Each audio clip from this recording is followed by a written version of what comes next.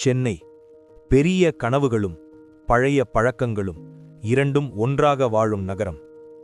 அந்த நகரத்தின் ஒரு சாதாரண நடுத்தர வீட்டில் பிறந்தாள் அவள். அவள் பெயர் முக்கியமில்லை.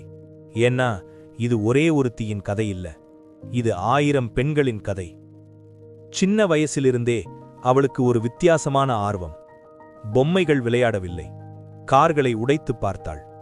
ரேடியோ வேலை செய்யாதா, அதை திறந்து பார்த்தாள்.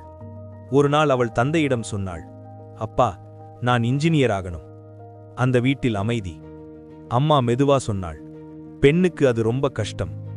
அந்த ஒரு வாக்கியம் அவளுக்கு தடையா இல்ல, அது சவாலா மாறியது. என்ஜினியரிங் காலேஜ் முதல் நாள். கிளாஸ் ரூமுக்கு உள்ள போன அவள் ஒரு விஷயம் புரிஞ்சுக்கிட்டா. 70 பேரில் 5 பெண்கள் மட்டும். லேப்ல டூல்ஸ் எடுத்தா, கேர்ஃபுல், இது உங்களாலா? ஒர்க் ஷாப்ல கிரீஸ் படுத்தா, இது பெண்களுக்கு செட் ஆகாது. அவள் சிரிச்சாள். ஆனா உள்ளே ஒரு தீ எரிய ஆரம்பிச்சது. அவள் முடிவு செய்தாள், நான் ப்ரூவ் பண்ணணும். மற்றவர்கள் 2 மணி நேரம் படிச்சா, அவள் 5 மணி நேரம் படிச்சாள். யூடியூப் டுட்டோரியல்ஸ் பார்த்தாள், ஆன்லைன் சர்டிஃபிகேஷன்ஸ் முடித்தாள்.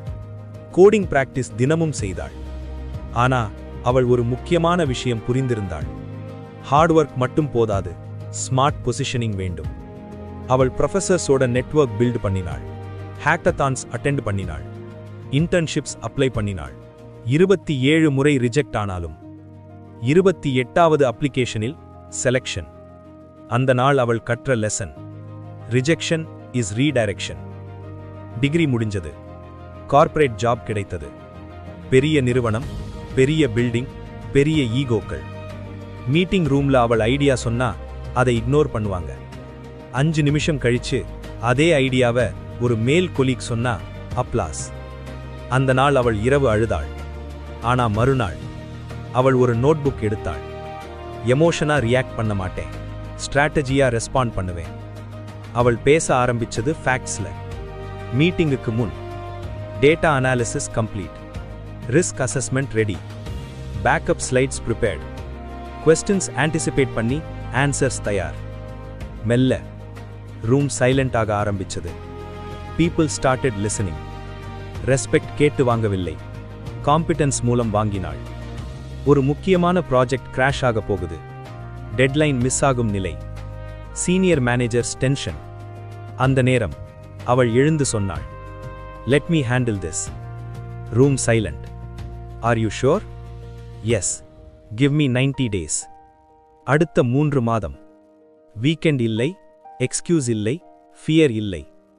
டீமை ரீஸ்ட்ரக்சர் பண்ணினாள். கிளியர் கோல்ஸ் செட் பண்ணினாள். டெய்லி அக்கௌண்டபிலிட்டி இன்ட்ரடியூஸ் பண்ணினாள். Most importantly, she listened. Project saved, company loss avoid. Board மீட்டிங்ல சிஇஓ சொன்னார், this project survived because of her leadership. அந்த நாள் டெசிக்னேஷன் மாறியது. ஆனா அதைவிட முக்கியமானது, நெரேட்டிவ் மாறியது. இன்று அவள் ஒரு சீனியர் இன்ஜினியரிங் லீடர். ஆனா அவள் அச்சீவ்மெண்ட் டைட்டில் இல்ல. அவள் மென்டர்ஷிப் ப்ரோக்ராம் ஸ்டார்ட் பண்ணினாள். ஃபீமேல் இன்டர்ன்ஸுக்கு கைடன்ஸ் கொடுக்க ஆரம்பிச்சாள். Workplace equality policies push பண்ணினாள். அவள் சொன்னாள், நான் மட்டும் உயர்ந்தா போதாது, நம்ம எல்லாரும் உயரணும்.